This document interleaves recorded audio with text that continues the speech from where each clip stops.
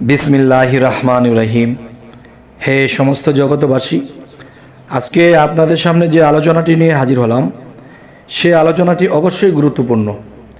এই পৃথিবীতে এমন কোনো মানুষ বা এমন কোনো পাপী বা এমন কোনো নেকি বা এমন কোনো পরেজগার, এমন কোনো আল্লাহ ভক্ত মানুষ এমন কেউ নেই যে তিনি রাসূলুল্লাহ সাল্লাল্লাহু আলাইহি ওয়াসাল্লামের রওজা মোবারক জিয়ারত করতে চায় না। এমন মানুষ নেই।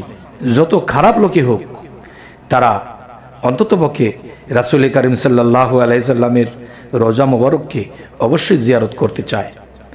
তো জিয়ারত করার নসিব অনেকের হয় না। কারো অর্থনীতি নেই, টাকা নেই, বাংলাদেশ, ইন্ডিয়া, বিভিন্ন দেশ থেকে যেতে চায়, তাদের সামর্থ্য হয় না, যেতে পারে না।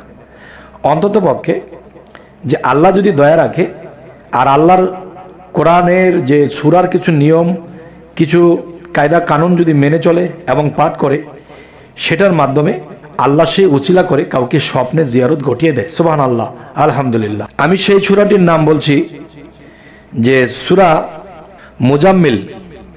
সূরা মুজাম্মিল এর আমল ও ফজিলত করলে আর কি কি জীবনে আমাদের সুযোগ সুবিধা আল্লাহ দিয়ে থাকেন, সেই বিষয়ে আজকে আলোচনা করব ইনশাআল্লাহ। প্রথমত দেখবেন, প্রত্যহ কয়েকবার মনে মনে যখন স্মরণ হবে তখন তো করবেনই। সূরা মুজাম্মিল দেখা গেছে যে আমরা যদি নামাজের একটা ওয়াক্তি টাইম থাকে বা অন্য অন্য ইবাদতের কিন্তু একটা ওয়াক্তি টাইম থাকে না, তো বিশেষ করে সকালে ফজরে এবং এশারের পরে সূরা মুজাম্মিল আপনি একবার পাঠ করতে পেরেছেন আলহামদুলিল্লাহ, দুইবার পেরেছেন আলহামদুলিল্লাহ, কমপক্ষে একবার। যদি ফজরের পরে এবং মাগরিবের এবং এশারের পরে যদি সূরা মুজাম্মিল পাঠ করা হয়, তাহলে কি হয় যে আল্লাহ এই সূরার উছিলা করে পাঠ করার উছিলা করে, যেমন পাঠ করলেই হবে না, একটা পাঠ করা হলো, পাঠ করার দরকার তাই পাঠ করেছি, আরেকটা হলো মহব্বতের সাথে, চোখের পানির সাথে, হৃদয়ের সাথে, প্রেমের সাথে, ভক্তির সাথে যদি কেউ পাঠ করে, তাহলে অবশ্যই যে হযরত মুহাম্মদ সাল্লাল্লাহু আলাইহি সাল্লামের রওজা মোবারককে জিয়ারত করার তৌফিক দান করবেন। সে বাস্তবে হোক বা স্বপ্নে হোক, যেরকম ইচ্ছা পোষণ যে করবে তেরকমই ফলবে ইনশাআল্লাহ। তবে এই সূরা মুজাম্মিল এর আরও কিছু আমল ও ফজিলত নিয়ে কিছু কথা বলবো। দেখা যায় পৃথিবীতে অনেক মানুষ যে নিয়ত করে হজ করব, নিয়ত করে যে আমরা গরিব মিসকিনদেরকে দেখব, নিয়ত করে যে আমরা আল্লাহর পথে এবং আল্লাহর পথে মানুষকে ডাকতে গেলে যদি খরচপাতি হয় সেটাও করব, কিন্তু দেখা যায় তখন আর এটা হয় না, কেননা তাদের অর্থনৈতিক ভালো হয় না।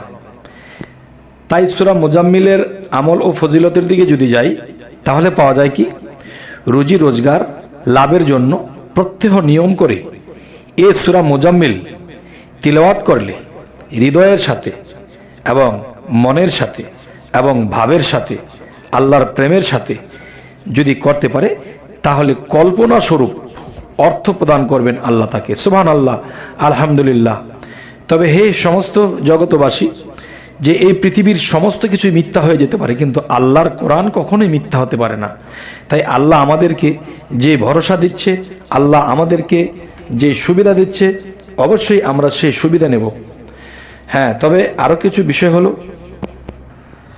সেই বিষয়গুলো হলো, যদি প্রত্যহ 7 বার এই সূরা মুজাম্মিল পাঠ করে, তাহলে কি হবে, ধরুন আল্লাহ আপনার ভাগ্যে বা কর্মে লিখে রেখেছিলেন যে আপনার এমুক দিন এমুক জায়গায় এমুক বিপদ বা এমন একটা ফাড়া আছে, সেখানে আপনার বিপদ হতে পারে, এটা কিন্তু আল্লাহ জানতো। তখন দেখা যায় আপনি যখন 7 বার পাঠ করবেন সূরা মুজাম্মিল, ইনশাআল্লাহ আল্লাহর সেই হিসেবের খাতা থেকে আপনার যে ফাড়াটা ছিল, আপনার যে সামনে দুর্ঘটনা ছিল, সেটা কাটিয়ে দেবে। আলহামদুলিল্লাহ, আল্লাহ তাআলার কাছে লাখো কোটি শুকরিয়া। তবে একটা বিষয় কি, মানুষ কিন্তু সকলেই চেতনোক্ত জ্ঞানী নয়। অনেক মানুষ আছে একটা কথা সরলভাবে বলে থাকে, আল্লাহ যেভাবে চালায় সেভাবে চলবো, আল্লাহ যেভাবে চালায় সেভাবে চলবো, কিন্তু মনে মনে বলে, প্রকাশ্যেও বলে, কিন্তু সেভাবে চলারও চেষ্টা রাখে। কিন্তু দেখা যায় যে আল্লাহ যেভাবে চালায় সেভাবে চলবো, এই কথাটা বলতে কিন্তু খুব সহজ হয়েছে, কিন্তু এটাকে বুঝে বলা হয় না, আর কার্যক্ষেত্রে গেলে এই কথা ঠিক থাকে না। যেমন আমি কারো কাছে টাকা পাবো, সে দিতে অসমর্থ হচ্ছে বা দিতে পারছে না, কষ্ট হচ্ছে, তখন আমি তাকে চাপ সৃষ্টি করেছি।